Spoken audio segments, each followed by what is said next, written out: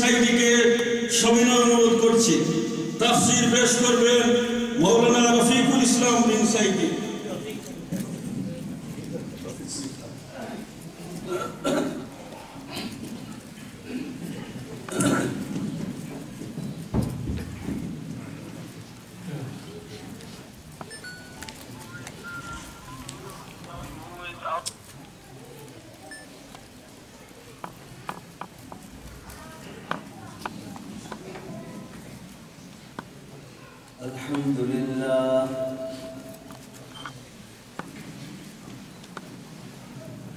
الحمد لله نحمده ونستعينه ونستغفره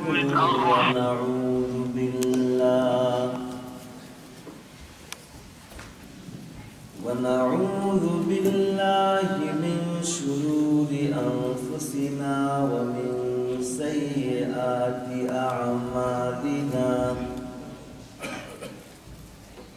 من يهد الله فلا مضل له ومن يضلل فلا هادي له. ونشهد أن لا إله إلا الله وحده لا شريك له.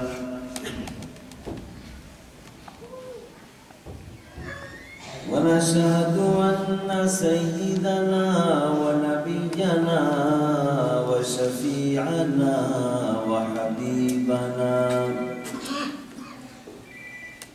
وحبيب ربنا وطبيب أرواحنا وقلوبنا محمدا عبد الله ورسوله صلى الله تعالى عليه وعلى آله وأصحابه وأزواجه وأحبابه وبارك وسلم. أما بعد فأعوذ بالله من الشيطان الرجيم.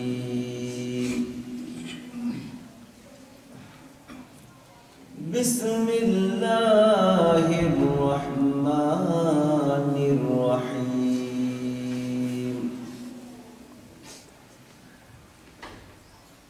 إن الله وملائكته يصلون على النبي يا أيها الذين آمنوا صلوا عليه وسلموا تسليما. اللهم صل على سيدنا مولانا محمد وعلى آل سيدنا محمد كما صليت على إبراهيم وعلى آل إبراهيم إنك حميد مجيد. بلغ العلا بكماله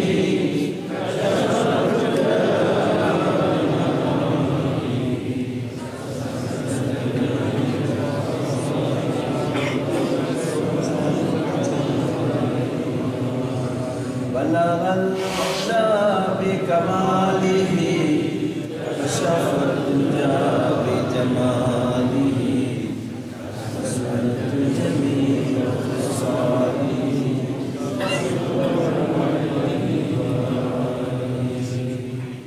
होना ये फूल तो बुलबुल का तरन्नुम भी न हो. होना ये फूल तो बुलबुल का तरन्नुम भी न हो. चमन दहर में कलियों का तबस्सुम भी न हो बला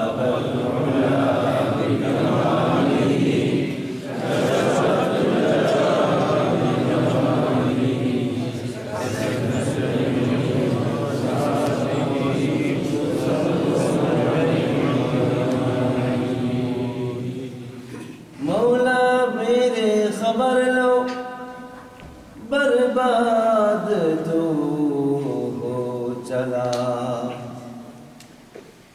मौला मेरे खबर लो बर्बाद तो हो चला कुछ अपना जिंदगी का एतबार नहीं होता वला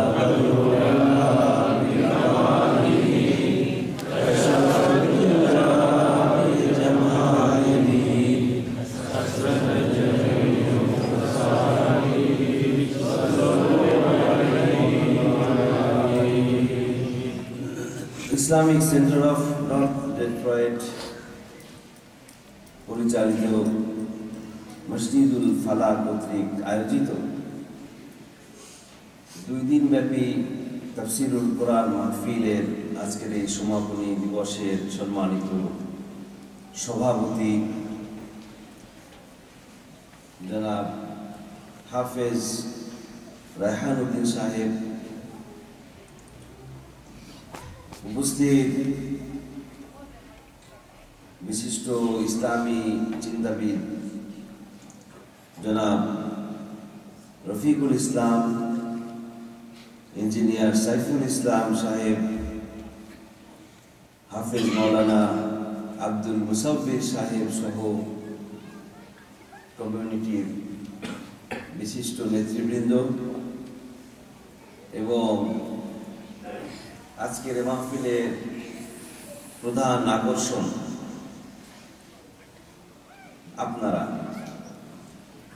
যারা আজ দূর থেকে নিকট থেকে কোরআনুল কারীমের দুর্নিবার আকর্ষণ কোরআনের এই বর্ণাঢ্য আয়োজন এই মোবারক জলসায় কোরআনের মাহফিলে হাজির হয়েছেন আমার প্রাণপ্রিয় আমেরিকা প্রবাসী বাংলাদেশি ভাই ও বোনেরা, আসসালামু আলাইকুম ওয়া রাহমাতুল্লাহি ওয়া বারাকাতুহু। আমরা আল্লাহ রাব্বুল ইজ্জত ওয়াল জালালের দরবারে শুকরিয়া আদায় করছি, যিনি আজ আমাদেরকে কোরআনের মজলিসে হাজির হবার সুযোগ করে দিয়েছেন। আল্লাহ রাব্বুল আলামিনের সিলেক্টেড বান্দা যারা, আল্লাহ রাব্বুল আলামিন যাদেরকে পছন্দ করেছেন কোরআনের মাহফিলে আসার সুযোগ তাদের হয়েছে। এই সুযোগ একটি দুর্লভ সুযোগ, কারণ কোরআনের মজলিসে যারা হাজির হয় আল্লাহর কোরআন নিয়ে, আল্লাহর দ্বীন নিয়ে যেখানে আলোচনা হয় সেই মজলিসে যারা হাজির হয় আল্লাহ রাব্বুল আলামিন তাদের গুনাহটাকে মাফ করে দেন। এটি আমার নিজের কোনো বানানো কথা না, এটি হাদিসে কুদসি। আল্লাহ রাব্বুল আলামিনের একদল ফেরেশতা আছে, তারা বিভিন্ন জায়গায় আল্লাহর জিকিরকারীদের সন্ধানে ঘুরতে থাকেন। তারা যখন দেখেন একটা জায়গায় বেশ কিছু মানুষ একত্রিত হয়ে বসে আছে, তারা আল্লাহর কোরআন নিয়ে আলোচনা করছে, আল্লাহর দ্বীন নিয়ে আলোচনা করছে, তখন ফেরেশতারা সেই মজলিসের চতুর্দিকে গায়ে গায়ে মিশে দাঁড়ান, হাত্তা কি আসমান পর্যন্ত।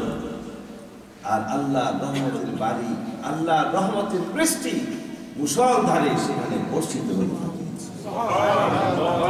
আল্লাহ রাব্বুল আলামিন ওই সমস্ত ফেরেশতাদেরকে দেখে বলে, ও আমার ফেরেশতারা, আমার এই বান্দাগুলি তো আমাকে দেখে না। আমরা কি আল্লাহকে দেখেছি? আল্লাহ জান্নাত দেখেছি? আমরা কি আল্লাহর জাহান্নাম দেখেছি? আল্লাহ রাব্বুল আলামিন ওই সমস্ত ফেরেশতাদেরকে ডেকে বলেন, ও আমার ফেরেশতারা, আমার এই বান্দাগুলি আমাকে দেখে নাই, আমার জান্নাত দেখে নাই, আমার জাহান্নাম দেখে নাই, কিচ্ছু না দেখে আমার প্রতি তারা ঈমান এনেছে। আমার জিকিরের মজলিসে, আমার কোরআনের মজলিসে তারা হাজির হয়ে গিয়েছে। ফাউশহিদুকুম ইন্নী ক্বাদ গফারতু লাহুম।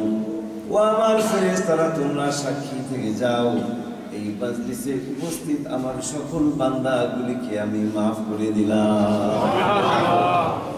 আমরা হচ্ছি আল্লাহর সেই সৌভাগ্যবান বান্দারা যারা কর্মব্যস্ত এই দিনে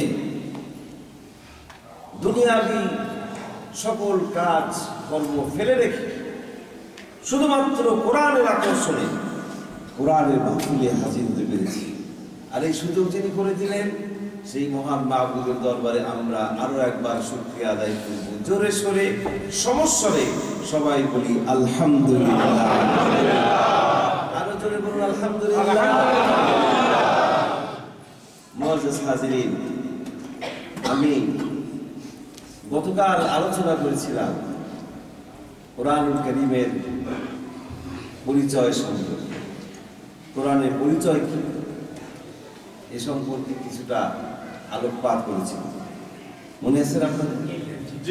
কোরআনুল কারীম মহাবিশ্বের মহাবিশ্বয় মহাগ্রন্থ আল কোরআন আল্লাহ রাব্বুল আলামিন অবতীর্ণ করেছেন কি উদ্দেশ্যে সে কথা বলেছিলাম। আল্লাহ রাব্বুল আলামিন বলছেন, লিতুখরিজান নাস মিনাল যুলুমাতি ইলান নূর, মানব মণ্ডলীকে অন্ধকার সমূহ থেকে বের করে আলোর দিকে নিয়ে যাওয়ার জন্য আল্লাহ রাব্বুল আলামিন এই কোরআন অবতীর্ণ করেছেন। এবং রাসূল করিম সাল্লাল্লাহু আলাইহি ওয়াসাল্লাম তার গোটা জীবনব্যাপী এই দায়িত্ব পালন করেছেন। তিনি অন্ধকার রূপী মানব রচিত মতবাদের নিকষ কালো অন্ধকার থেকে দুনিয়ার শান্তিকামী মুক্তিকামী মানুষগুলিকে উদ্ধার করেছিলেন ইসলামের বদৌলতে, এবং তাদেরকে দেখিয়েছিলেন এমন এক আলোর পথ যে আলোর পথের শেষ প্রান্তে রয়েছে জান্নাত। তিনি একটি অসভ্য বর্বর জাতিকে মাত্র কয়েকটি বছরের ব্যবধানে দুনিয়ার ইতিহাসের সবচেয়ে সুসভ্য জাতিতে পরিণত করে দিয়েছিলেন। তিনি সেই যুগের নিকৃষ্টতম মানুষগুলিকে দুনিয়ার ইতিহাসের সবচেয়ে উৎকৃষ্টতম মানুষে পরিণত করে দিয়েছিলেন, এবং এটি সম্ভব হয়েছিল কোরআনের মধ্যে। এই কথাগুলো বলেছিলাম, মনে আছেন আপনাদের? রাসূল করিম সাল্লাল্লাহু আলাইহি ওয়াসাল্লাম এমন একটি সমাজ উপহার দিয়েছিলেন যেই সমাজে চুরি ডাকাতি ছিনতাই রাহাজানি হত্যা সন্ত্রাস সবকিছু বন্ধ হয়ে গিয়েছিল। একটি সুন্দর সুশীল সমাজ, শান্তিপূর্ণ ভীতিহীন নিরাপত্তাপূর্ণ সমাজ আল্লাহর পেয়ারা হাবিব উপহার দিয়েছিলেন কোরআনের বরকতে। রাসূল করিম সাল্লাল্লাহু আলাইহি ওয়াসাল্লামের সেই যুগের মানুষগুলো ছিল অসভ্য বর্বর, তারা ছিল কুসংস্কারাচ্ছন্ন। এত অসভ্য বর্বর ছিল তারা যে কন্যা সন্তানকে পর্যন্ত তারা সহ্য করতে পারত না। নারী জাতি তাদের কাছে ছিল ভোগের সামগ্রী, পণ্য সামগ্রীর মতো। এমনকি কন্যা সন্তানকে জীবন্ত অবস্থায় তারা মাটিতে গ্রথিত করত। যেটা বলুন নাউযুবিল্লাহ। বিআইয়ি যামবিন কুতিলাত, আল্লাহ রাব্বুল আলামিন কোরআনে হাকিমে বলছেন, বিআইয়ি যামবিন কুতিলাত, কি অপরাধে, কি অপরাধ, কি অপরাধে মেয়েগুলোকে হত্যা করা হলো? কোনো অপরাধ নাই, তাদের অপরাধ একটাই, তারা মেয়ে হয়ে জন্ম নিয়েছে। এই ছিল নাকি তাদের অপরাধ। কন্যা সন্তান জন্ম নিয়েছে, এই সংবাদ শোনার সাথে সাথে কন্যা সন্তানের পিতার চেহারাটা কালো হয়ে যেত। সে ভীত সন্ত্রস্ত হয়ে পড়ত, কারণ সে জানত কন্যা সন্তানের পিতা হবার কারণে সমাজে আমাকে এখন লাঞ্ছিত হতে হবে, অপমানিত হতে হবে। তাই সমাজ থেকে সে পালিয়ে বেড়াত, লোকচক্ষুর অন্তরালে পালিয়ে বেড়াত। আল্লাহ রাব্বুল আলামিন কোরআনে হাকিমে সেই সময়কার এই মানুষগুলোর অবস্থাটা বর্ণনা করেছেন এইভাবে, وَإِذَا بُشِّرَ أَحَدُهُم بِالْأُنثَى ظَلَّ وَجْهُهُ مُسْوَدًّا وَهُوَ كَظِيمٌ।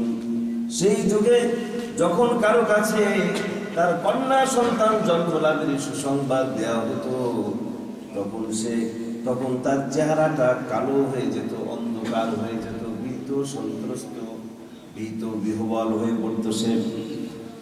ইয়াতাওয়ারা মিনাল কওমি মিন সুই মা বুশিরা বিহি, যে কন্যা সন্তান জন্ম নিল, এই কন্যা সন্তান জন্ম লাভের লজ্জার দরুন সমাজ থেকে সে পালিয়ে বেড়াতো, লুকিয়ে বেড়াতো, আর মনে মনে ভাবতো কন্যা সন্তান জন্ম নিয়েছে, এই কারণে সমাজের লোকেরা আমাকে অপমান করছে, অপদস্থ করছে। সেই যুগের নিয়ম ছিল কন্যা সন্তানের পিতাকে একটা নোটিশ দিয়ে দিত, সেখানে উল্লেখ করা থাকতো হয় এই কন্যা সন্তান নিয়ে তুমি সমাজ থেকে বেরিয়ে যাও, সমাজচ্যুত হয়ে যাও, অথবা এই কন্যা সন্তানকে হত্যা করো। কন্যা সন্তানের কোনো জায়গা এই সমাজে নাই। কন্যা সন্তানের পিতাকে নানাভাবে সেই সমাজে নিগৃহীত করা হতো। এই অপমান সহ্য করতে না পেরে কন্যা সন্তানের পিতা মনে মনে তখন ভাবতে থাকতো, আইয়ুমসিকুহু আলা মুবিন আম ইয়াদুসসুহু ফিত তুরাব। তখন সে মনে মনে ভাবতো, এখন আমি কি করব? এই অপমান সহ্য করে কন্যা সন্তানটিকে আমি বাঁচিয়ে রাখবো, নাকি একে আমি জীবন্ত অবস্থায় মাটির নিচে পুঁতে রাখবো? কি করব? আলা সাআ মা ইয়াহকুমুন। কত খারাপ সিদ্ধান্তই না তারা গ্রহণ করতো। তার মানে শেষ পর্যন্ত ওই কন্যা সন্তানটিকে নিয়ে তারা পাহাড়ের উপরে উঠে যেত। পাহাড়ের সুউচ্চ চূড়া থেকে কন্যা সন্তানটিকে ধাক্কা মেরে মেরে ফেলত, অথবা মাটিতে গর্ত খনন করে ওই গর্তের মধ্যে কচি বাচ্চাটাকে ফেলে দিয়ে মেরে ফেলত, অথবা নিজ হাতে গলা টিপে শ্বাস রোধ করে নিজের কন্যা সন্তানকে হত্যা করত। বলুন নাউযুবিল্লাহ। একবার এক ব্যক্তি রাসূল করিম সাল্লাল্লাহু আলাইহি ওয়াসাল্লামের দরবারে এসে কালেমা পড়ে ইসলাম কবুল করার পর বর্ণনা করেছিল কি নির্মম, কি নিষ্ঠুরভাবে সে তার মেয়েটাকে হত্যা করেছে। এক ব্যক্তি আল্লাহর হাবিবের দরবারে আসলো, কালেমা পড়ে ইসলাম কবুল করে নিল, তারপরে বলল, ইয়া রাসূলুল্লাহ, আমি তো কালেমা পড়েছি, ইসলাম কবুল করে নিয়েছি, কিন্তু আমার জীবনের সমস্ত গুনাহ খাতা কি আল্লাহ রাব্বুল আলামিন মাফ করে দিয়েছেন নাকি? আল্লাহর হাবিব বলেন, তুমি তো কালেমা পড়েছো, ইসলাম কবুল করে নিয়েছো, তোমার জীবনে আর কোনো গুনাহ নাই, আল্লাহ রাব্বুল আলামিন তোমাকে মাফ করে দিয়েছেন, তুমি বেগুনাহ, তুমি মাসুম বাচ্চার মতো, নবজাত শিশুর মতো। আল্লাহর হাবিবের কথা শুনে ওই ব্যক্তি তখন বলল, ইয়া রাসূলুল্লাহ, আমার মনের মধ্যে কনফিউশন, আমার মনের মধ্যে সন্দেহ এই কারণে জন্মেছে যে আমি অনেক গুনাহ করেছি, আমার এই দুটি হাত দিয়ে আমার নিজ ঔরসজাত সন্তানকে হত্যা করেছি, কন্যা হওয়ার কারণে। সে কন্যা হয়ে জন্মেছিল বলে তাকে আমি হত্যা করেছি, এমন গুনাহ কি আল্লাহ রাব্বুল আলামিন মাফ করবেন নাকি? এবার বলতে লাগলো সে কিভাবে কাজটি করেছে। বলতে লাগলো, ইয়া রাসূলুল্লাহ, আমার স্ত্রীর গর্ভ থেকে কন্যা সন্তান যখন জন্ম নিল, সমাজের লোকেরা আমাকে একটা নোটিশ দিয়ে দিল, হয় মেয়েটাকে হত্যা করো, অথবা কন্যা সন্তান নিয়ে সমাজ থেকে বেরিয়ে যাও। কিন্তু ইয়া রাসূলুল্লাহ, এই মেয়েটার জন্য আমার মনের মধ্যে মায়ার উদ্রেক হলো, আমি সিদ্ধান্ত নিলাম যেভাবেই পারি না কেন লুকিয়ে চুরিয়ে রেখে মেয়েটাকে আমি বাঁচিয়ে রাখবো। আমি মেয়েটাকে ঘরের মধ্যে লুকিয়ে রাখলাম, একদিন নয়, দুদিন নয়, বছরের পর বছর ধরে মেয়েটাকে আমি ঘরের মধ্যে লুকিয়ে রাখলাম। মেয়েটার যখন এরকম বয়স হলো, মুখে তার আদর আদর, কথাবার্তা বলতে শিখেছে। এরকম একটা বয়সে মেয়েটা হঠাৎ ঘরের বাইরে চলে এলো, আর সমাজের লোকেরা চিনতে ভুল করলো না যে সে আমারই মেয়ে। বুঝতে পেরে সমাজের লোকগুলি আমার উপরে আবার চড়াও হলো। তারা আমার দিকে ইট পাটকেল নিক্ষেপ করতে লাগলো, অকথ্য ভাষায় আমাকে গালমন্দ করতে লাগলো। তারা আমার দিকে ঘৃণা করে থুতু নিক্ষেপ করতে লাগলো। যেহেতু আমি কন্যা সন্তানের পিতা, এত অপমান সহ্য করতে না পেরে এইবার আমি সিদ্ধান্ত নিয়ে ফেললাম, মেয়েটাকে আমি হত্যা করব। আর সহ্য করা যায় না। আমি সিদ্ধান্ত নিলাম একে আমি হত্যা করব। কিন্তু কিভাবে করি, মেয়ের মা তো এটা সহ্য করবে না। তাই আমি এবার দুরভিসন্ধি করে আমার স্ত্রীর কাছে গিয়ে বললাম, মেয়েটাকে একটু সাজিয়ে গুছিয়ে দাও, ওকে নিয়ে আমি একটু বাইরে থেকে ঘুরে আসি। মেয়ের মা সরল বিশ্বাসে মেয়েটাকে সাজিয়ে গুছিয়ে দিল। বলল, মেয়েটা তো বাইরের আলো দেখে নাই, ওকে তো এই এত বছর বয়স হলো, ঘরের মধ্যে আটকে রেখেছো, যাও বাইরের দৃশ্য একটু দেখিয়ে নিয়ে আসো, ঘুরিয়ে নিয়ে আসো। মেয়ের মা সরল বিশ্বাসে মেয়েটাকে সুন্দর করে পুতুলের মতো করে সাজিয়ে দিল। আর আমি বেড়াবার নাম করে মেয়েটাকে নিয়ে বাইরে বেরলাম। ইয়া রাসূলুল্লাহ, মরুদ্যান দিয়ে আমি হাঁটছি, মরুভূমির উপর দিয়ে হাঁটতে হাঁটতে নির্জন একটা জায়গায় গিয়ে সঙ্গোপনে আনা কোদাল দিয়ে আমি গর্ত খনন করতে শুরু করলাম। আমি কোদাল দিয়ে গর্ত খুঁজছি, আর কোদালের আঘাতে ধুলোবালি এসে মাটি এসে আমার জামায় লাগছে, আমার চেহারায় লাগছে, আমার দাড়িতে লাগছে। আর আমার ওই মেয়েটা আমার জামা থেকে, আমার চেহারা থেকে ধুলোবালি মুছে দিচ্ছে আর বলছে, বাবা এই গর্ত তুমি কেন খনন করো? গর্ত তুমি কেন খনন করছো বাবা? তুমি নাকি আমাকে কোথায় বেড়াতে নিয়ে যাবে, গর্ত কেন খনন করো বাবা? ইয়া রাসূলুল্লাহ, আমার এই মেয়ে তো জানে না, ওকে হত্যা করার জন্যই, এই গর্তে পুঁতে মারার জন্যই আমি গর্তটা খনন করছি। গর্ত যখন খনন করা হয়ে গেল, আমি হঠাৎ করে একটা ধাক্কা মেরে মেয়েটাকে গর্তের মধ্যে ফেলে দিলাম। গর্তের মধ্যে পড়ে গিয়ে বাচ্চা এবার বুঝতে পারলো, সে সমাজের অবস্থা বুঝতে শিখেছে, এরকম বয়স, সে এবার বুঝতে পারলো কি উদ্দেশ্যে তাকে আমি এখানে নিয়ে এসেছি, কেনই বা গর্ত খনন করেছি। বুঝতে পেরে বাঁচার জন্য এইবার সে আর্তনাদ করে উঠল, চিৎকার করে বলে উঠলো, আব্বা আপনি কেন আমাকে এখানে নিয়ে এসেছেন আমি জানি, বুঝতে পেরেছি বাবা। ও বাবা, আপনি আমাকে ছেড়ে দিন, আমাকে বাঁচতে দিন, আমাকে পাথর চাপা দিয়ে মারবেন না গর্তের ভিতরে, আমাকে ছেড়ে দিন। আমার দু চোখ যেদিকে যায় আমি সেদিকেই চলে যাব। কন্যা সন্তানের পিতা হিসেবে আপনাকে আমি আর অপমানিত হতে দিব না, আমাকে ছেড়ে দিন, গর্ত থেকে তুলুন। ইয়া রাসূলুল্লাহ, আমার অন্তর এমন পাষাণ হয়ে গিয়েছিল। আমার মেয়ের এই চিৎকার, আমার মেয়ের আর্তনাদ আমার কলিজায় স্পর্শ করলো না। আমি পাশের থেকে বড়সড় একটা পাথর উঁচা করে সেই পাথরটা আমার মেয়ের বুক বরাবর ছুঁড়ে মারলাম। কুচি বাচ্চার মুখের উপরে এত বড় পাথর পরে বুকটা ফেটে গেল। বুকটা ফেটে ফিনকি দিয়ে রক্ত বেরিয়ে এলো। ওই রক্তে আমার জামা কাপড় ভিজে গেল। তারপর আমি থামি নাই, একটার পর একটা পাথর নিক্ষেপ করতে করতে আমার ওই কচি বাচ্চাটাকে আমি হাড্ডি গুড্ডি সমেত মাটির সাথে মিশিয়ে দিলাম। ইয়া রাসূলুল্লাহ, এমন গুনাহ কি আল্লাহ রাব্বুল আলামিন মাফ করবেন নাকি?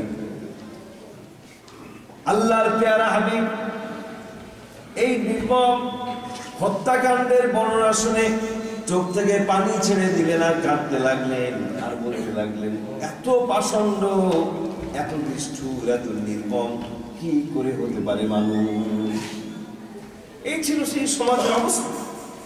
কন্যা সন্তানকে এভাবে নির্মম ভাবে তারা হত্যা করত জাহিলিয়াতের কারণে। অথচ রাসূল কারীম সাল্লাল্লাহু আলাইহি ওয়াসাল্লাম সেই যুগে নারী জাতিকে মর্যাদার উচ্চ আসনে আসীন করে দিয়েছিলেন কেবলমাত্র কোরআনের বদৌলতে।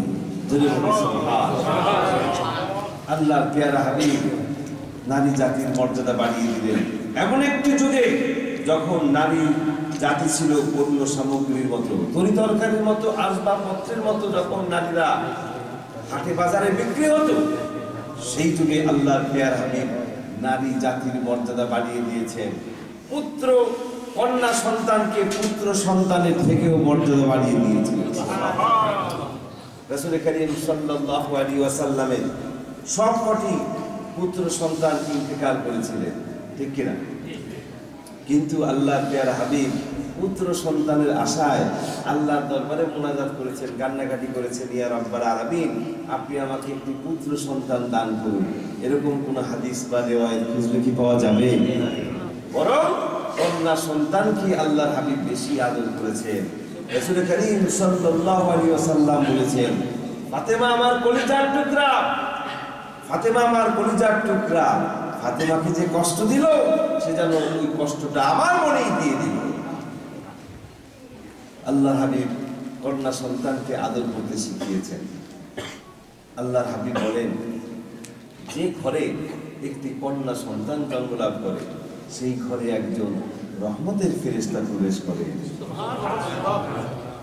যে ঘরে একটি কন্যা সন্তান জন্মলাভ করে সেই ঘরে একজন রহমতের ফেরেশতা প্রবেশ করে ওই কন্যা সন্তানটির মাথায় হাত বোলাতে থাকেন আর বলতে থাকেন, এই কন্যা সন্তানটিকে যে লালন পালন করবে, যে কে দিন শিখাবে, সৎ পাত্রস্থ করবে, এই তিনটি মাত্র কাজ। মেয়েটিকে লালন পালন করবে, জন্ম দিয়ে ছেড়ে দিল এমন নয়, বরং তাকে লালন পালন করবে, ভরণ পোষণ করবে, এরপরে তাকে দিন শিখাবে, আল্লাহর দিন তাকে শিখাবে, কোরআনের বিধান তাকে বুঝাবে, নামাজ রোজা হজ যাকাত ইসলামিক অনুশাসন তাকে বুঝাবে। এরপরে যখন সে বালেগা হবে, যখন সে বিয়ের বয়স যখন হবে তার, তখন তাকে দিনদার ইমানদার পরহেজগার ছেলের হাতে সুপুর্দ করবে। এই তিনটি কাজের আঞ্জাম যে ব্যক্তি দিতে পারবে সে ব্যক্তি জান্নাতের যে দরজা দিয়ে খুশি সেই দরজা দিয়ে প্রবেশ করতে পারবে।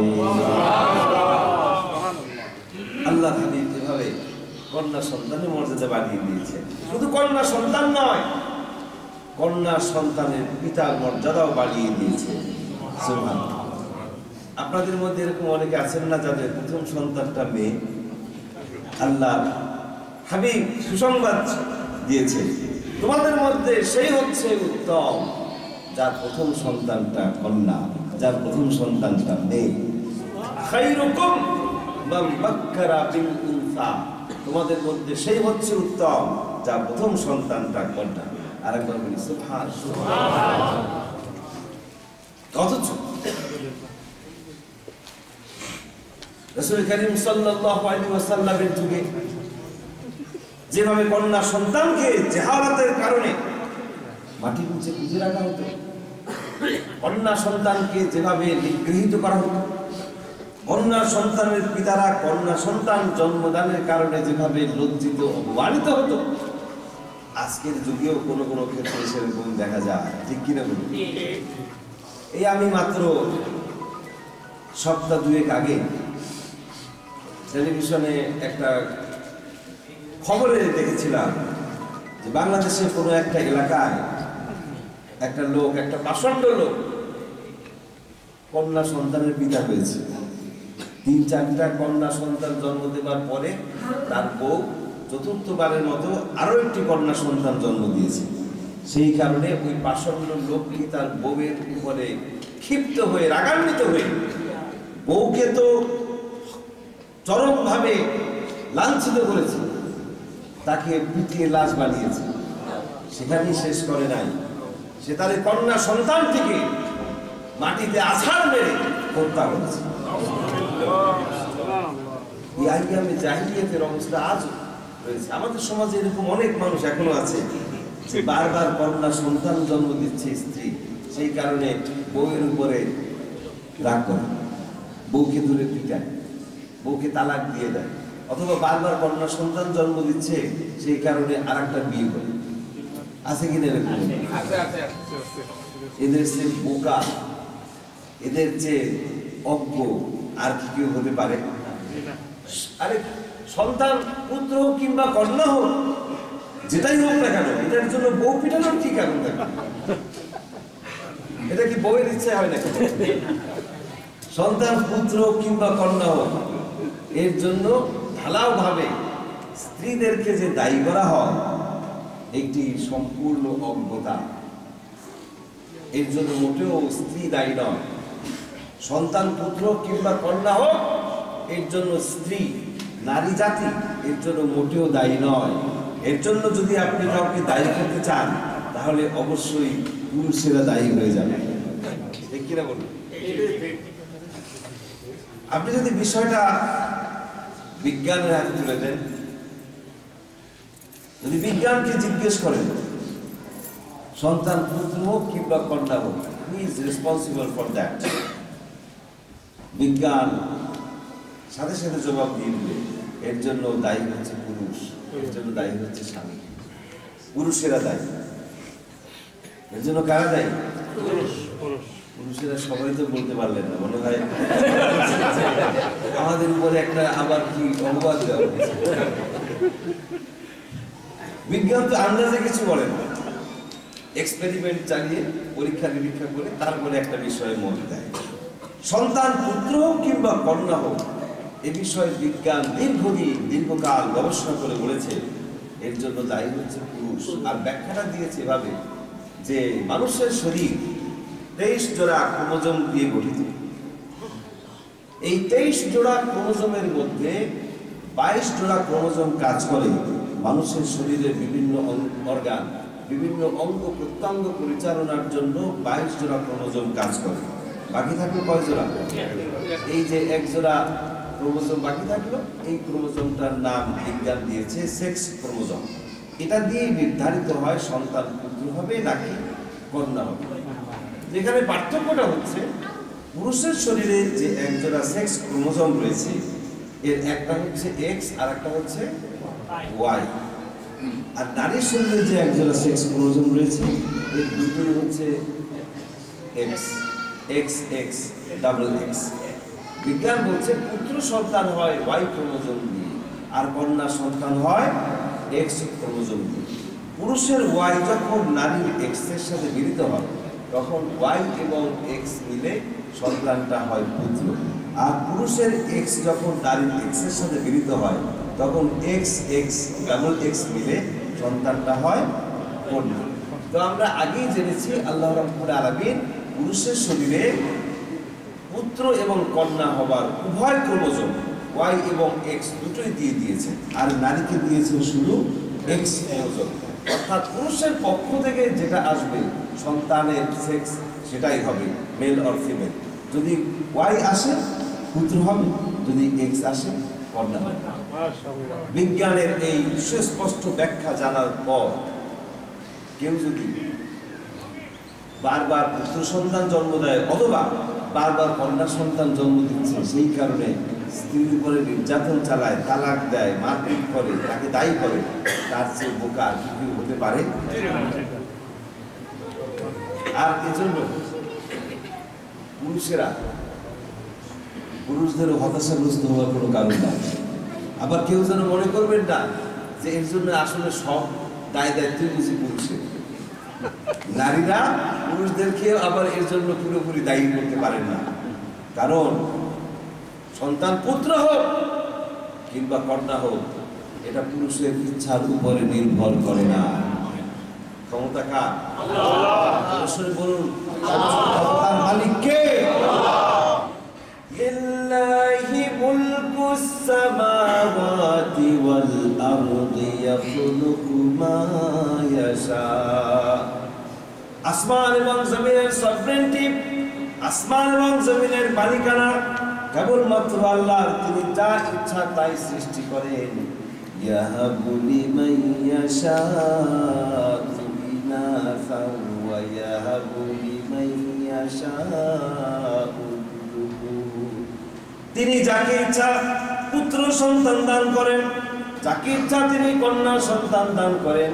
আও ইউযাউযুহুম যুকরানা ওয়া ইনাসা, আবার তিনি যাকে ইচ্ছা যুক্তভাবে পুত্র দেন, কন্যা দেন। ওয়া ইয়াজআলু মান ইয়াশাউ আকিমা, আবার তিনি যাকে ইচ্ছা পুত্র দেন না, কন্যাও দেন না, বন্ধা করে রাখে। ক্ষমতা কার হাতে? কার হাতে ক্ষমতা? এই বিষয়গুলো সেই যুগের মানুষেরা বুঝতো না বলে তারা কন্যা সন্তান বারবার জন্ম দিচ্ছে, এই কারণে তার স্ত্রীগুলো নির্যাতন করতো। কন্যা সন্তানকে জীবন্ত অবস্থায় মাটির নিচে পুঁতে রাখত। রাসূল কারীম সাল্লাল্লাহু আলাইহি ওয়াসাল্লাম সেই যুগে কন্যা সন্তানের মর্যাদা পুত্র সন্তানকেও বাড়িয়ে দিলেন, নারী জাতির মর্যাদা বাড়িয়ে দিলেন ইসলামের বদৌলতে, কোরআনের বদৌলতে।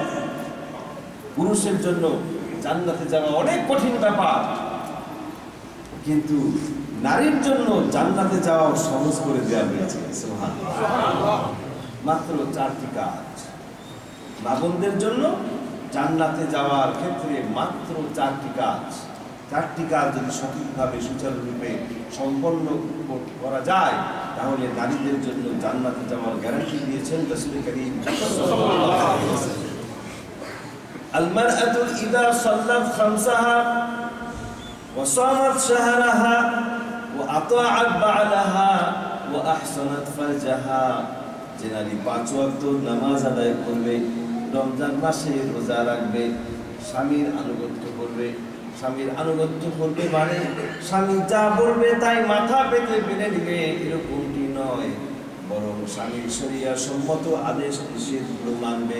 ও আহসানাত ফারজাহা, আর আপন সতীত্বের হেফাজত করে চলবে, হিজাব মেনটেন করে চলবে। এই 4টি কাজের আঞ্জাম যে নারী দিতে পারবে সে নারী জান্নাতের যে দরজা দিয়ে খুশি সেই দরজা দিয়ে প্রবেশ করতে পারবে।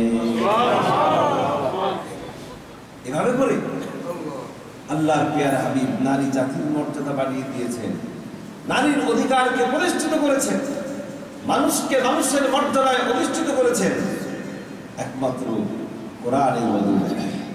কোরআন দিয়ে তিনি এই বৈপ্লবিক পরিবর্তনকে সাধন করেছিলেন। যে কোরআন দিয়ে আল্লাহর প্রিয় হাবিব এই পরিবর্তনটা আনলেন, সেই কোরআন কি আজ আর আমাদের মাঝে নাই? আছে কিনা বলি? আছে, আজও আছে। কি অবস্থায় আছে? গতকাল বলেছি, আজও অবিকৃত অবস্থায় রয়েছে সে কোরআন। দুনিয়ার সমস্ত ধর্মগ্রন্থের মধ্যে পরিবর্তন এসেছে, পরিবর্তন এসেছে, তাহরিফ তারবিব এসেছে, অ্যামেন্ডমেন্ট হয়েছে, কিন্তু কোরআন ১,৫০০ বছর আগে নাযিল হয়েছে, আজও সে কোরআন সেভাবেই রয়েছে। কারণ কোরআন হেফাজতের দায়িত্ব আল্লাহ রাব্বুল আলামিন নিজ হাতে নিয়ে নিয়েছে। আল্লাহ রাব্বুল আলামিন বলেন, ইন্না নাহনু নাযালনা যিকরা ওয়া ইন্না লাহু লাহাফিজুন। কোরআন তো নাযিল করেছি আমি আল্লাহ, আর কোরআন হেফাজতের দায়িত্ব সম্পূর্ণই আমি আল্লাহ। I have without any doubt sent down this Quran, sent down this scripture. وَإِنَّا لَهُ لَحَافِظُونَ, and I will assuredly guard it. এই কোরআন নাযিল করেছি আমি আল্লাহ, আর এই কোরআন হেফাজতের দায়িত্ব সম্পূর্ণই আমি আল্লাহ। আল্লাহ রাব্বুল আলামিন যে কিতাবের দায়িত্ব নিয়েছেন সেই কিতাবের মধ্যে পরিবর্তন আনার সুযোগ কেউ কোনোদিন পায় নাই, আর কেউ কোনোদিন পাবেও না। কোরআন তো আছে অবিকৃত, কোরআন তো অবিকৃত আছে, কিন্তু তারপর আইয়ামে জাহিলিয়াতের যে বৈশিষ্ট্য, সেই বৈশিষ্ট্যগুলো তো আমাদের মধ্যে রয়ে গিয়েছে। এর কারণটা কোরআন আছে, হাদিস আছে, সবই আছে, কিন্তু আইয়ামে জাহিলিয়াতের সেই বৈশিষ্ট্য থেকে আমরা নিজেদেরকে মুক্ত করতে পারি না। তার কারণ সম্পর্কে আল্লামা ইকবাল রহ গয়া রসমে আদা, রহ গয়া রসমে আদা, রূহে বিলালি ন রহি, রহ গয়া রসমে আদা, রূহে বিলালি ন রহি, फलसफा रह गया है तलकीने गज़ाली বিলালের সেই আজানের রীতি তো আজও চালু আছে। আজও মসজিদে মসজিদে আজান হয়, মসজিদে মসজিদে নামাজ হয়, কিন্তু বিলালের সেই আজানের প্রাণ আজ আর নাই। আজ সেই ইমাম গাজ্জালির কিতাবগুলো রয়ে গিয়েছে, কিন্তু সেই কিতাবের শিক্ষাগুলো আজ আর নাই। তার মানে হচ্ছে সেই কোরআন আছে, সেই হাদিস আছে, সবই আছে, কিন্তু সেই কোরআন এবং হাদিসের অনুসরণ অনুকরণ, সেই কোরআন এবং হাদিসের আমল আমাদের মাঝে নাই। যার কারণে কোরআন অবকৃত থাকা সত্ত্বেও এই কোরআন থেকে আমরা শিক্ষা গ্রহণ করতে পারছি না। আমরা কোরআনকে ছেড়ে দিয়ে কোরআন অসমর্থিত যে পথ, কোরআনের সাথে সাংঘর্ষিক যে পথ, সেই পথে আমরা ধাবিত হচ্ছি। আমরা পাশ্চাত্য সভ্যতায় নিজেদেরকে রঙিন করার চেষ্টা করছি। আমরা মনে করছি শান্তি আছে ইসলামের মাঝে, আমরা মনে করছি শান্তি আছে পাশ্চাত্য সভ্যতার মাঝে, অথচ শান্তি স্বস্তি সবকিছুই নিহিত আছে কেবলমাত্র কোরআনের কাছে, কেবলমাত্র ইসলামের কাছে। যদি বলুন ঠিক কিনা? আমরা যারা মনে করছি শান্তি আছে ওয়েস্টার্ন কালচারে, তারা মূলত মরিচিকার পেছনে ছুটছে। والذين كفروا أعمالهم كسراب بقيعة يحسبه الظمآن ماء حتى إذا جاءه لم يجده شيئا। অবিশ্বাসীদের তৎপরতা হচ্ছে এরকম, যেমন ওই মরুভূমির মরিচিকা। পিপাসার্ত লোকেরা ভেবেছিল সেখানে রয়েছে সুপেয় পানি, কিন্তু যখন তারা এর কাছে গেল তখন তো কিছুই পেল না যা তারা আশা করেছিল। তার মানে কি? তার মানে হচ্ছে আল্লাহ রাব্বুল আলামিন মরুভূমির মরিচিকা উদাহরণ দিয়ে বলছেন, তোমরা যারা মনে করছো বাতিল মতবাদের কাছে শান্তি আছে, মানুষের তৈরি করা মতবাদের কাছে শান্তি আছে, সেটা হচ্ছে ঠিক ওই মরুভূমির মরিচিকার মতো। একজন মরুচারী ঘোড়ার পিঠে সওয়ার হয়ে, উটের পিঠে সওয়ার হয়ে যখন সে মরুভূমির উপর দিয়ে ছুটতে থাকে দিগ্রহরে দুপুর বেলায়, মনে করে ওই তো দূরে পানি দেখা যায়, এরকম মনে করে কিনা বলুন? আপনারাও এই আমেরিকার রাজপথে হাইওয়েতে যখন সামার সিজনে গাড়ি চালান তখন দেখবেন দূরে দেখা যায় রাস্তায় চিকচিক করছে, মনে হয় রাস্তায় পানি আছে, এরকম মনে হয় কিনা? কিন্তু এক সময় কি হয়, আপনার গাড়ি দৌড়ে গিয়ে পানির মধ্যে ঝপাত করে পড়ে নাকি? বরং আপনার গাড়ির স্পিড যত বাড়তে থাকে ওই পানিও তত স্পিডে সামনের দিকে দৌড়াতে থাকে। ঠিক তেমনি করে মরুভূমির উপর দিয়ে যখন মরুচারীরা মরুভূমির উপর দিয়ে ছুটতে থাকে, ঘোড়ার পিঠে সওয়ার হয়ে, উটের পিঠে সওয়ার হয়ে যখন ছুটতে থাকে, পিপাসায় তাদের যখন ছাতি ফেটে যেতে চায়, মনে করে ওই তো দূরে পানি দেখা যায়, পানির সন্ধান পাবার জন্য আরো জোরে সে উট ছুটায়, আরো জোরে সে তার ঘোড়াটা ছুটাতে থাকে। কিন্তু ঘোড়া তার যতই জোরে দৌড়ায়, তার যত জোরে দৌড়ায়, ওই পানিও তত জোরে সামনের দিকে দৌড়াতে থাকে, আর এক পর্যায়ে হাওয়ার সাথে মিলিয়ে যায়। এটার নামই হচ্ছে সারাব। কুরআনুল কারীমে আল্লাহ রাব্বুল আলামিন বলছেন সারাব, অর্থাৎ যেটা ইংরেজিতে বলে মিরেজ, আলেয়া, মরিচিকা। আজকে আমরা যারা পাশ্চাত্য সভ্যতার দিকে ধাবিত হচ্ছি, আল্লাহর কোরআনকে ছেড়ে দিয়ে আল্লাহর দেয়া ওই উদাহরণ মরিচিকা পেছনে ছোটার মতোই আমরা ছুটছি। ঠিক কিনা বলি? এই পাশ্চাত্য সভ্যতায় শান্তি নাই, পাশ্চাত্য সভ্যতায় শান্তি নাই, মানুষের তৈরি করা মতবাদের কাছে শান্তি নাই। শান্তি আছে কেবলমাত্র একমাত্র শুধুমাত্র কোরআনের কাছে। এই জন্যই গতকালকে আলোকপাত করেছিলাম যে অত্যন্ত দুঃখের বিষয়, মুসলমানের ঘরে জন্মগ্রহণ করে আমরা মুসলমানরা এটা বুঝতে পারছি না, কিন্তু অমুসলিমরা তারা বুঝতে পারছে। তারা বুঝতে পারছে বলেই তাদের বাপ দাদার ধর্ম ছেড়ে দিয়ে দলে দলে তারা ইসলামের সুশীতল ছায়াতলে আশ্রয় গ্রহণ করছে। বলুন আলহামদুলিল্লাহ।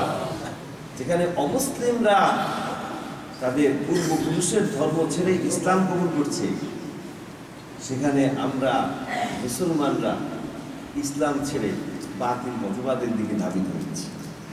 এটা কি আফসোসের বিষয় নয়? অমুসলিমরা কি হারে ইসলাম কবুল করছে আজ দুনিয়ার, কি হারে অমুসলিমরা ইসলাম কবুল করছে আজ। আমি যদি আপনাদের কাউকে জিজ্ঞেস করি যে আচ্ছা বলুন তো, উদাহরণ দিন যে একজন মুসলমান তার ধর্ম ছেড়ে দিয়ে অন্য কোনো ধর্মে দীক্ষিত হয়েছে, উদাহরণ দেন। কয়টা দিতে পারবেন? বলুন না, কয়টা উদাহরণ দিতে পারবেন? মুসলমান ইসলাম ছেড়ে অন্য ধর্মে দীক্ষিত হয়েছে, এরকম উদাহরণ কি একটাও দেওয়া যাবে? কোন সুস্থ মস্তিষ্কের মুসলমান ইসলাম ছেড়ে অন্য কোন ধর্মে দীক্ষিত হয়েছে, এর একটিমাত্র উদাহরণও আপনি এখানে উপস্থাপন করতে পারবেন না, ঠিক কিনা বলুন? কিন্তু যদি এই আপনাদের কি আবার জিজ্ঞেস করি যে আচ্ছা বলুন তো, অমুসলিম হতে পারে সে খ্রিস্টান or Jewish or Hindu or Buddhist, অন্য কোনো ধর্মের লোক ইসলাম কবুল করেছে, এর উদাহরণ দেওয়া। কয়টা উদাহরণ দেওয়া যাবে? কয়টা? গুণে কি শেষ করা যাবে? আবহমান কাল থেকে নিয়ে শুরু করে আজ পর্যন্ত অমুসলিমরা তাদের ধর্ম ছেড়ে ইসলামের সুশীতল ছায়াতলে আশ্রয় গ্রহণ করছে, আর এই ধারা কিয়ামত পর্যন্ত অব্যাহত থাকবে। কেন তারা ইসলাম কবুল করছে? তার কারণ তারা তাদের ধর্মের অসারতা বুঝতে পারছে। তারা বুঝতে পারছে যে তাদের ধর্ম, তাদের সভ্যতা, তাদের সংস্কৃতি, তাদের শিক্ষা, এগুলো তাদেরকে প্রকৃত শান্তি দিতে পারছে না। এই জন্যই তারা তাদের ধর্ম ছেড়ে দিয়ে ইসলামকে এমব্রেস করে নিচ্ছে, ইসলামকে আলিঙ্গন করছে, ইসলাম কবুল করে নিচ্ছে। এই দৃশ্য আপনি দেখবেন সর্বত্র। এই দৃশ্য আপনি দেখতে পাবেন আমেরিকায়, দেখবেন ইউরোপে, এই দৃশ্য আপনি দেখবেন এশিয়ায়। গোটা বিশ্ব জুড়ে ইসলামের পুনর্জাগরণ সৃষ্টি হয়ে গিয়েছে আজ। হয়েছে কিনা বলুন?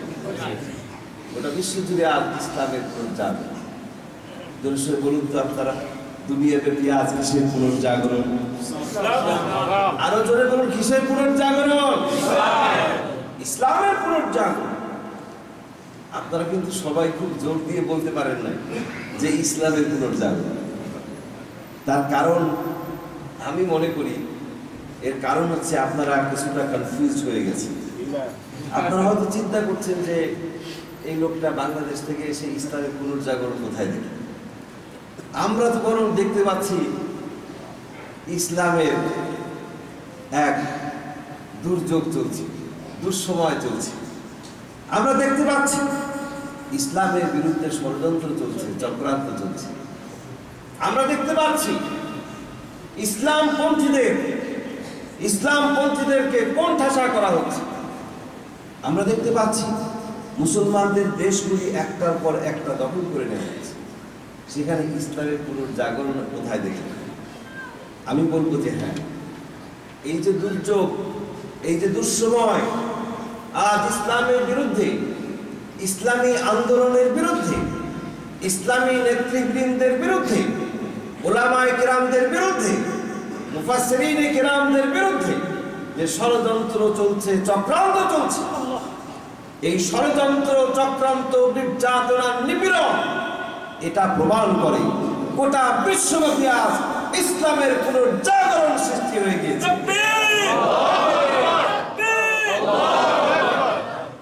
আর ইসলামের শত্রুরা, মুসলমানরা সবাই কি ইসলামের বন্ধু? মুসলমানদের মাঝেই ইসলামের শত্রুর সংখ্যা বেশি। ইসলামের শত্রুরা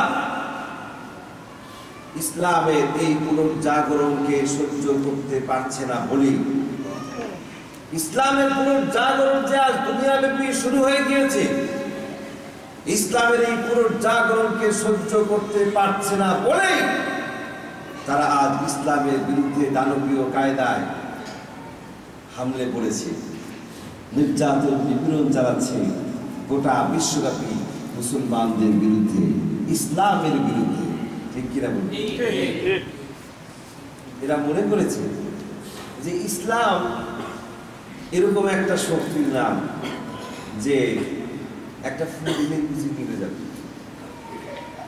ইসলামকে মনে করেছে একটা দুর্বলতম শক্তির নাম, যে একটা ধাক্কা মারলেই পড়ে যাবে। আসলে কি তাই? ইসলাম করে চলা কোনো প্রদীপের নাম নয়। ইসলাম একটি প্রদীপের নাম ঠিকই, কিন্তু ইসলাম হচ্ছে এক অনির্বাণ শিখার নাম। অনির্বাণ শিখা যে এমন এক প্রদীপ, যে প্রদীপের আলো কোনদিন কারো পক্ষে নির্বাপন করা সম্ভব নয়। ইউরিদুনা লিইউতফিউ নূরাল্লাহি বিআফওয়াহিহিম ওয়াল্লাহু মুতিম্মু নূরিহি ওয়ালাউ কারিহাল কাফিরুন। নূরে खुदा की, नूरे खुदा की कुफ्र की हरकत पे खंदजन, नूरे खुदा की कुफ्र की हरकत पे खंदजन, फूकों से ये चिराग बुझाना ना जाएगा। ওরা চায় ওদের মুখের ফু দিয়ে আল্লাহ দ্বীনের আলোকে নির্বাপিত করে দিবে, আর আল্লাহ রাব্বুল আলামিন তার আলোকে পূর্ণতা দান করবেন, তার দ্বীনের আলোকে প্রজ্বলিত রাখবেন। তাতে করে কাফিরদের মনে, মুশরিকদের মনে, ইসলাম বিরোধী শক্তির মনে যতই জ্বালা যন্ত্রণার সৃষ্টি হোক না কেন, ইসলামের সাথে যারা শত্রুতা পোষণ করে, ইসলামের বিজয় যাদের সহ্য হয় না, তারা ইসলামের বিজয় দেখে যতই জ্বলুক আর যতই পুরুক, আল্লাহ রাব্বুল আলামিন বলছেন ইসলামের বিজয় হবেই হবে, বলুন ইনশাআল্লাহ। সুতরাং আজ গোটা বিশ্বব্যাপী যে নির্যাতন নিপীড়ন চলছে মুসলমানদের বিরুদ্ধে, ইসলামের বিরুদ্ধে যে ষড়যন্ত্র চক্রান্ত চলছে, এই ষড়যন্ত্র চক্রান্তে মুসলমানদের ভীত সন্ত্রস্ত হবার কোনো কারণ না। কি নির্যাতন হয়েছে আমাদের, কি এমন নির্যাতন হয়েছে? রাসূল করিম সাল্লাল্লাহু আলাইহি ওয়াসাল্লামের যুগে এবং তার পরবর্তী যুগ সমূহে যারা দ্বীনের দায়ী হিসেবে এই দুনিয়ার বুকে এসেছিলেন, আল্লাহর জমিনে আল্লাহর দ্বীনকে বিজয়ী করবার জন্য যারা আন্দোলন করেছিলেন, সংগ্রাম করেছিলেন, যারা মানুষকে বুঝিয়েছিলেন কোরআন শুধুমাত্র তেলাওয়াতের কিতাব নয়, কোরআন শুধুমাত্র মসজিদে মাদ্রাসার চার দেয়ালে বন্দী করে রাখার কিতাব নয়, কোরআন ঝাড়ফুঁকের কিতাব নয়, কোরআন হচ্ছে মহাবিশ্বের মহাবিশ্বয়। কোরআন এসেছে অন্ধকার থেকে আলোর দিকে মানুষকে নিয়ে যাওয়ার জন্য। কোরআন এসেছে গোটা বিশ্বব্যাপী আল্লাহর আইন প্রতিষ্ঠার জন্য। এই কথাগুলি মানুষের সামনে রাসূল করিম সাল্লাল্লাহু আলাইহি ওয়াসাল্লামের যুগে সুস্পষ্টভাবে, জোরালোভাবে, সাহসিকতার সাথে যারাই উচ্চারণ করেছেন, তাদের উপরেই বিপদ আপদ নেমে এসেছে, জেল, জুলুম, জরিমানা নেমে এসেছে, ফাঁসির কাষ্ঠে তাদেরকে ঝুলতে হয়েছে, শুলে বৃদ্ধ হতে হয়েছে। তারপরও দিন থেকে তাদেরকে সামান্যতম কেউ এক চুল পরিমাণ সরাতে পারে না। কত নির্যাতন হয়েছে মুসলমানদের উপর, তারপর মুসলমানরা কিন্তু সন্ত্রস্ত হন না। হযরত খাব্বাব ইবনে আরিদ রাদিয়াল্লাহু তাআলা আনহু তিনি একবার রাসূল করিম সাল্লাল্লাহু আলাইহি ওয়াসাল্লামের দরবারে গিয়ে আর জিজ্ঞেস করেছিলেন, ইয়া রাসূলুল্লাহ আলা তাস্তানসির লানা আলা তাদউ লানা ইয়া রাসূলুল্লাহ, হে আল্লাহর রাসূল, আপনি কি আমাদের জন্য আল্লাহর কাছে সাহায্য কামনা করবেন না? আপনি কি আল্লাহর কাছে আমাদের জন্য দোয়া প্রার্থনা করবেন না? আমরা তো ইসলাম বিরোধী শক্তির অত্যাচার, নির্যাতন, নিপীড়নে শেষ হয়ে যাচ্ছে, ধৈর্য সহ্য সীমার বাইরে চলে যাচ্ছে, আমাদের জন্য কি দোয়া করবেন না? রাসূল করিম সাল্লাল্লাহু আলাইহি ওয়াসাল্লাম তখন বলেছিলেন, খাব্বাব, বড় ব্যতিব্যস্ত হচ্ছ, বড়ই বিচলিত হচ্ছ, তোমরা কি জানো না তোমাদের পূর্বে দ্বীনের দায়ী হিসেবে এই দুনিয়ার বুকে যারা এসেছিলেন, ফায়ুখাযুর রাজুলু, তদানীন্তন রাষ্ট্রশক্তি সেই সমস্ত দ্বীনের দায়ীদেরকে পাকড়াও করত, গ্রেফতার করত, ফায়ুহফারু লাহু ফিল আরদ, এরপরে জমিনে তার জন্য গর্ত খনন করা হতো, সুম্মা ইউতা বিল মানশার, এরপরে করাত দিয়ে আসা হতো, সুম্মা ইউদাউ আলা রাসিহি, এরপরে তার মাথার উপরে সেই করাত রাখা হতো, সুম্মা ইউজাল বিসফাইন, এরপর সেই করাত দিয়ে চিড়ে দ্বীনের এই দায়ীকে দুই ভাগে ভাগ করে ফেলা হতো। এত নির্যাতন নিপীড়নের পরেও দ্বীনের একজন দায়ীকেও আল্লাহর দ্বীনের পথ থেকে একজন পরিবার কেউ সরাতে পারে না। তারা বজ্র কঠিন শপথ নিয়ে আল্লাহর দ্বীনের পথে সংগ্রাম করেছিল, যার কারণে দ্বীনের বিজয় এসেছিল। তোমরা আজ বড় বিচলিত হচ্ছে। সুতরাং আমি বলব, আপনারা খুব ভালো করে জানেন, ব্যাখ্যা বিশ্লেষণের প্রয়োজন নাই, খুব ভালো করে জানেন গোটা বিশ্বব্যাপী ইসলামের বিরুদ্ধে কি ষড়যন্ত্র চলছে, কি চক্রান্ত চলছে। এই ষড়যন্ত্র চক্রান্তে আপনারা ভয় পাবেন না, ভীত সন্ত্রস্ত হবেন না, কেউ হতাশ হবেন না। ভয় পেয়েছেন নাকি আপনারা? ভয় পেয়েছেন? ভয়ের কোনো কারণ নাই। একটা জিনিস মনে রাখবেন, আপনি যদি একজন মানুষকে ভয় পান, সমস্ত মানুষ মিলে আপনাকে ভয় দেখান। আর যদি আপনি ভয় করেন কেবলমাত্র আল্লাহকে, কেবলমাত্র আল্লাহকে যদি ভয় করেন, হতে পারে আপনার জীর্ণ শীর্ণ শরীর, রোগা পটকা শরীর, কিন্তু তারপরও ভয় অন্তরে শুধুমাত্র আপনার আল্লাহ। তো দেখবেন আপনার একার ভয়ে সমস্ত বাতিল শক্তি, ইসলাম বিরোধী শক্তি থরথর করে কাঁপতে থাকবে। সুতরাং মুসলমানদের ভয় পাবার কোনো কারণ নাই। আজ দুনিয়াব্যাপী ইসলামের বিরুদ্ধে যে ষড়যন্ত্র চক্রান্ত চলছে, এর মোকাবেলায় আমাদেরকে কোরআন কারীমের আদর্শে নিজেদেরকে গড়ে তুলতে হবে। কোরআনের আদর্শে নিজেদেরকে গড়ে তুলতে হবে। আমাদের উপরে যদি কেউ হামলা চালাতে আসে, মুসলমানদের উপরে যদি কেউ হামলা চালাতে আসে, আমরা যদি সেটার জন্য আবার পাল্টা হামলা চালাতে যাই, এটা কিন্তু ইসলামের শিক্ষা নয়। ধ্বংসাত্মক কার্যকলাপ, কোন ধরনের হামলা, ভাঙচুর, সন্ত্রাস, এগুলোর কোনো স্থান ইসলামে নাই। আজ আমাদের সমাজে, মুসলিম সমাজে একটি গ্রুপ, তারা মানুষকে বুঝাচ্ছে যে দুনিয়াব্যাপী ইসলাম কায়েম করার জন্য বোমা ফাটাতে হবে,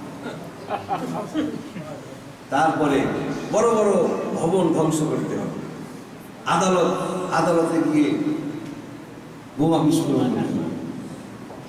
এরকম একটা ধারণা তারা পোষণ করছে এবং তা অনেক জায়গায় তারা কার্যকরী করছে। এসব করার মাধ্যমে তারা কি করছে? দুনিয়াব্যাপী মুসলমানদেরকে অপদস্থ করছে। ঠিক কিনা? এটা ইসলামের শিক্ষা নয়। There is no place of terrorism in Islam. ইসলামে সন্ত্রাসবাদের কোনো স্থান নাই। বোমাবাজি, গুন্ডাগিরি, এগুলো ইসলামের শিক্ষা নয়। ইসলাম উদারতার ধর্ম। ইসলাম is the religion of peace. ইসলাম হচ্ছে শান্তির ধর্ম। রাসূল করিম সাল্লাল্লাহু আলাইহি ওয়াসাল্লাম উদারতার মাধ্যমে, বিনয়ের মাধ্যমে তিনি মানুষের মন জয় করেছিলেন, মানুষ ইসলামে দীক্ষিত হয়েছিল। সুতরাং আজকে এই সমাজে দুনিয়াব্যাপী আমরা যদি আল্লাহর এই জমিনে আল্লাহর দ্বীনকে বিজয়ী করতে চাই, তাহলে আমাদেরকে বুদ্ধিবৃত্তিক প্রচেষ্টা চালাতে হবে।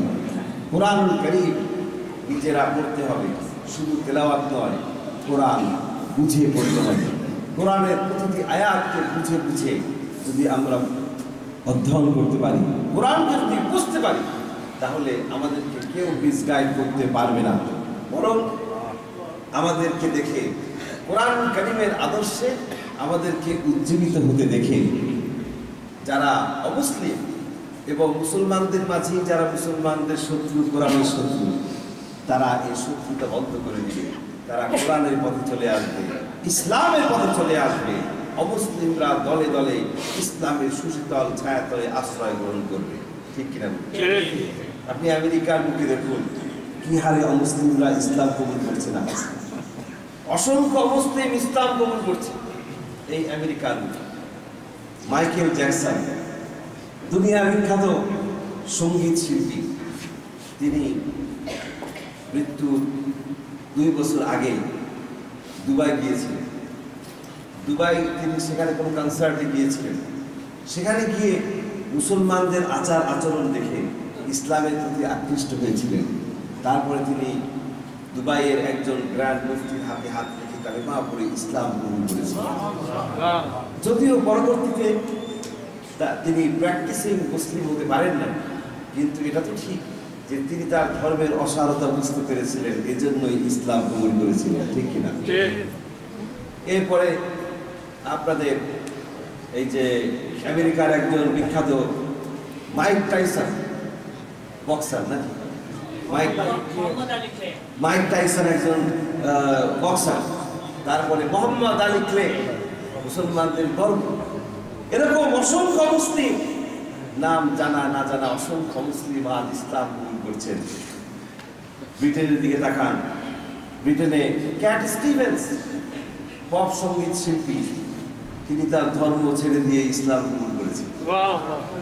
ইসলাম কবুল করে ইউসুফ ইসলাম নাম ধারণ করেছেন, ডক্টর ইউসুফ ইসলাম।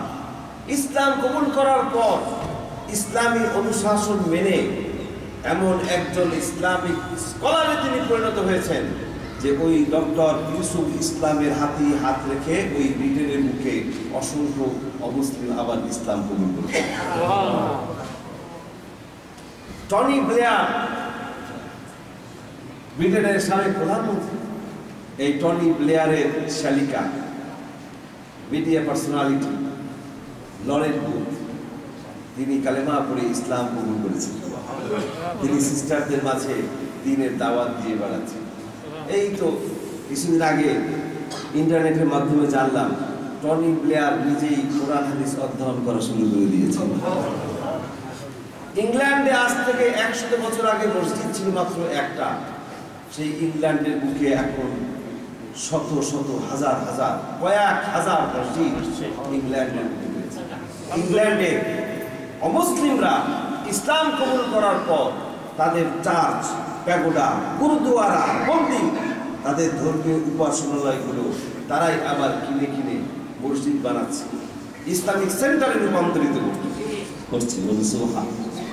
এই যে মসজিদ, যে মুস্তফা আল্লামা সাহেব বললেন, আমারও মনে পড়লো, আমি আগে শুনেছি যে এই যে মসজিদ, মসজিদুল ফারাহ, যে মসজিদে আমরা নামাজ আদায় করছি, এই মসজিদটি কিন্তু মসজিদ হিসেবে প্রতিষ্ঠিত হয় নাই শুরুতে।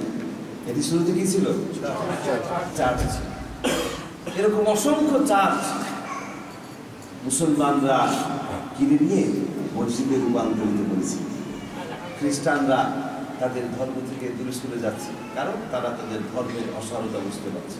আমি কোনো ধর্মকে কটাক্ষ করছি, সমস্ত ধর্মের প্রতি যথাযথ সম্মান প্রদর্শন করেই বলছি, ইসলামের শ্রেষ্ঠত্ব আজ অমুসলিমরা বুঝতে পারছেন বলে তারা ইসলাম কবুল করে নিচ্ছে। কিন্তু এখানে একটি সতর্কতা সংকেত রয়েছে, সেটি হচ্ছে আপনারা অবশ্যই সতর্ক থাকবেন। এই যে মসজিদগুলো আজ চার্চ গুরুদুয়ারা এগুলো যে আজ মুসলমানদের হাতে চলে আসছে, অস্বাভাবিক নয় যে এগুলো একসময় আমাদেরই হাতছাড়া হয়ে যাবে। হতে পারে না? হতে পারে। এজন্য আমাদেরকে সতর্ক থাকতে হবে। কি সতর্কতা? মসজিদে এসে বা জামাত নামাজের প্র্যাকটিস আমাদের মধ্যে আরো বেশি বেশি করে বাড়াতে হবে। আমাদের সন্তানদেরকে আমরা যেন মসজিদে নামাজের সময় নিয়ে আসতে পারি। ঘরে নামাজ হলে শুধু সুন্নত নামাজ, নফল নামাজ, প্রত্যেকটি ফরজ নামাজের জন্য আমরা যাতে আমাদের সন্তানদেরকেও মসজিদে নিয়ে আসতে পারি। তা না হলে পরে আপনারা যারা বয়স্ক, মসজিদগুলো বয়স্ক মুসলমানদের পদভারে বিপরীত থাকবে, কিন্তু নেক্সট জেনারেশন আপনারা বিদায় হবেন। মৃত্যু তো সকলেরই রয়েছে, আমাদের সকলকে চলে যেতে হবে। এই জেনারেশনটা চলে যাওয়ার পরে নেক্সট জেনারেশন, তাদেরকে যদি আমরা মসজিদে নিয়ে আসার প্র্যাকটিসটা এখন থেকে না করাই, ওই চার্চের পরিণতি আমাদেরকে গ্রহণ করতে হতে পারে। সেজন্যই আমি আপনাদের সকলের কাছে সঠিক বন্ধু অনুরোধ রাখবো, এই মসজিদুল ফালাহ সহ এখানে আরো অনেকগুলো মসজিদ রয়েছে আলহামদুলিল্লাহ ডেট্রয়েটে। সমস্ত মসজিদগুলি আপনাদের জন্য আমানত স্বরূপ। এই আমানতে আপনারা কদর করবেন কিভাবে? সেটা হচ্ছে সমস্ত কাজ যখনই থাকবে, যে কোনো কাজ থাকুক না কেন, নামাজকে আগে প্রাধান্য দিতে হবে।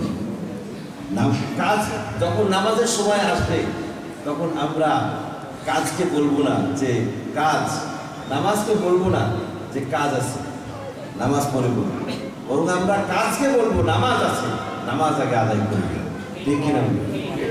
তো এই মসজিদগুলি আমাদের জন্য আমানত স্বরূপ। এই মসজিদ শুধু নামাজের কেন্দ্র নয়, এখান থেকে সমাজ পরিচালনা হবে। আপনারা আপনাদের সামাজিক অনুষ্ঠানগুলো এই মসজিদ কেন্দ্রিক করতে পারেন। মসজিদে আপনারা লাইব্রেরি করবেন, বিবাহ শাদীর অনুষ্ঠান করবেন। মসজিদ হবে একটি কমিউনিটি সেন্টার। মসজিদের ইমাম সাহেব যিনি থাকবেন, তিনি সমাজের লিডার হবেন। তার কাছ থেকে আপনারা মাসলা মাসাইল জানবেন, ইসলামী জীবন পদ্ধতি কীভাবে পরিচালনা করতে হয় সেগুলো জানবেন। এই মসজিদকে আপনারা আপনাদের মার্কাজ, আপনাদের কেন্দ্রে পরিণত করবেন। আল্লাহ রাব্বুল আলামিন সে তৌফিক দান করুন। সবাই বলি আমিন। সব কথা শেষ কথা তিনি বলতে চাই, আমি গতকাল থেকে নিয়ে পর্যন্ত যা কিছু করেছি সেটা কোরআনুল কারীমের সংক্ষিপ্ত কিছু পরিচয় আপনাদের সামনে তুলে ধরার চেষ্টা করেছি। যে কোরআনুল কারীম হচ্ছে এই দুনিয়ার মাঝে একমাত্র বিজ্ঞানময় বিস্ময়কর কিতাব, যে এই দুনিয়ার কোথায় কি আছে, জলে স্থলে অন্তরিক্ষে আকাশে বাতাসে সমুদ্রের তলদেশে কোথায় কি আছে, সকল কিছু পুঙ্খানুপুঙ্খ বর্ণনা এই কোরআনের মধ্যে আল্লাহ রাব্বুল আলামিন করে দিয়েছেন। মানব জীবনের এমন কোনো সমস্যা নাই যে সমস্যার সমাধান কোরআনে না আছে। সেজন্যই আসুন আমরা কোরআন পড়ি, কোরআন বুঝি এবং সেই অনুযায়ী আমল করি। আল্লাহ রাব্বুল আলামিন সে তৌফিক আমাদের সকলকে দান করুন। সবাই আমিন।